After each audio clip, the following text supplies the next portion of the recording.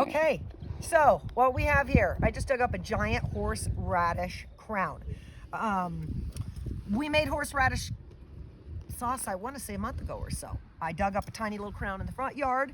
Well, I was in the back. I wasn't going to dig any more up this year, and I just realized this big guy right near my grapevines, he shouldn't have been there. And I thought, you know what? There's probably 20 plants on this, so I thought let's divide it up and I'll show you what it's all about. So if we get close to it, you can see how it's kind of divided into many plants. Now, what you're going to notice when you want to divide this is that, hi, little man. Hi. There's a little dude over there that's laughing at me. Hi. There he is. Let's go the other way. Come here, Emil. Turn around. Turn around. Turn it around. Don't go on the street. Good boy.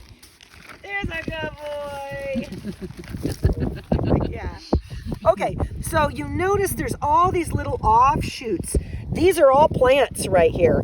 And when you notice when you want to tear it apart, what's going to happen is it actually is not subdivided. So you're going to get scared thinking you're hurting it. Well, you're going to hurt it, because here's what we're going to do. I just stab my knife in there, you notice, and just break them apart. And when it's as big as this crown's probably a couple years old because I forgot about it. It's definitely going to make you work a little, but you can see, boom, there's our first one. This is actually a total of 1, 2, 3. That's 4 plants, guys, actually. So we'll set it aside, but I would even come in and probably cut this in half again. Let's see if we put it right here, maybe. Try to do it here without making too much of a mess of this guy. There we go. Split you apart. The little guy's having fun over there. Okay, there we go. Now, when you leave them like I did, they'll get woodier, so it's definitely a little more work. But you can see, don't be frightened of splitting this. It's just going to grow. It's got plenty of stuff to grow on it. Separate these guys. Make some use of what you got. These bigger roots down here, make horseradish out of these. These are ideal, giant, big roots. These are 2 years. You'd normally go 1.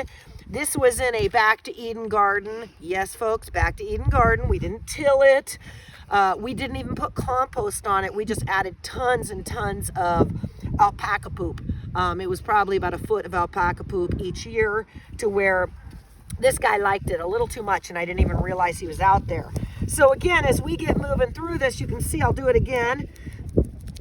And you might, these little knives, I tell you, they're pretty fantastic. I didn't think I needed one, and I got one for my mom, and they're fantastic in something like this. Again, you can see if we expose it a little bit more.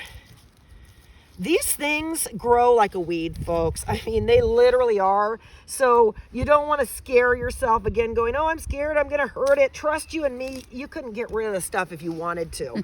One year, I removed all these, broke them all apart.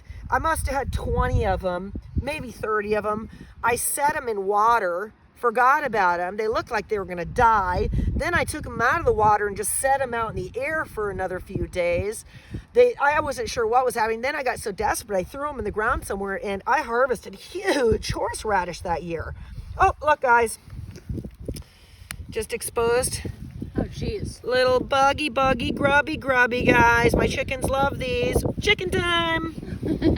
So, again, now as we're splitting this up, guys, all we're keeping are these things on the top, okay?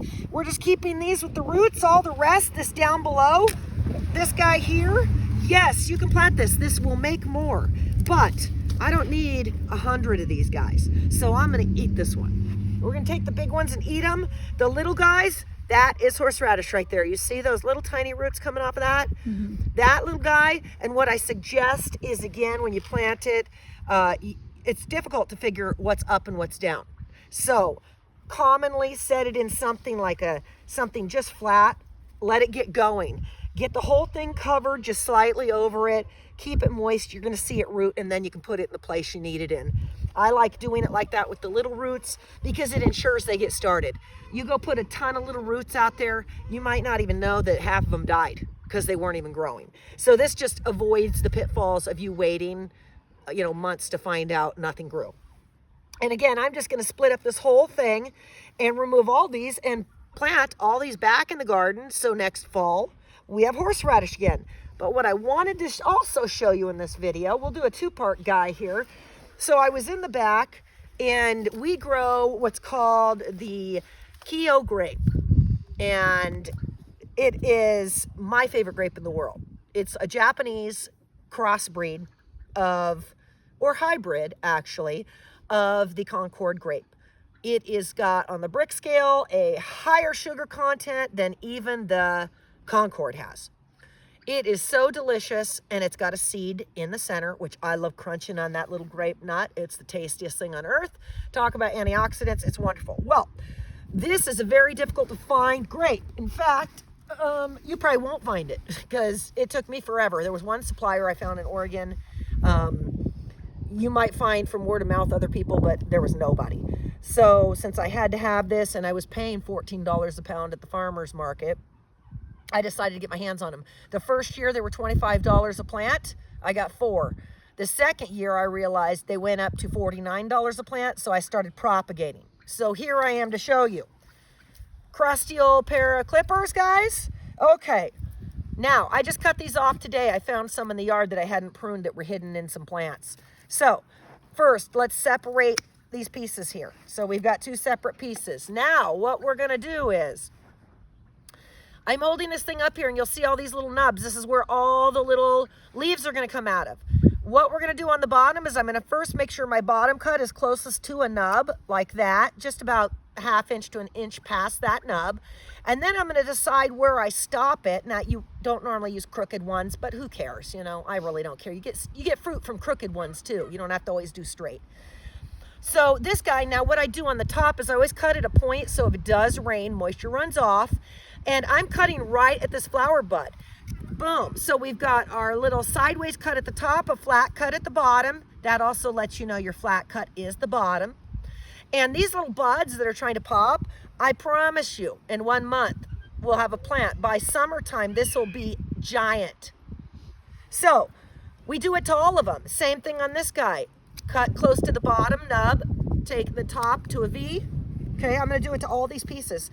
And this is a fun thing because for me, I mean, I love propagating, and what's so awesome about it is nobody has these grapes. So since I'm the only one, and there might be like one other person, I know when I post about it, there's always a random person that has them too. That's like, we're the like bumping hands buddies because nobody's got the grape.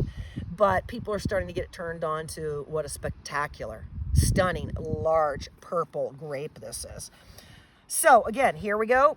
When you've got something special, you propagate, guys. So here I am again. Let's do one more. Then we've got the flower bud. I'm cutting about a ½ inch below the flower bud. Baby's having fun. And then I'm gonna cut right above this one at, remember, an angle so that if it gets moist, this is the bottom. Now, we can use this whole piece, guys. That's the great thing about grapes, is that how many plants are we gonna get out of this? Too many, guys. Okay, so that was just the one piece. And that gave us 3, 6, 7 new grape plants. Plus, I have this piece. So, guys, let me tell you, if you're not gonna propagate your grapes, then do a favor and give some to somebody. There's no reason anybody needs to get out there and spend $50 for a grapevine. Okay, guys, so get to propagating, save your money, and fill your freezers and fridges with good food, guys.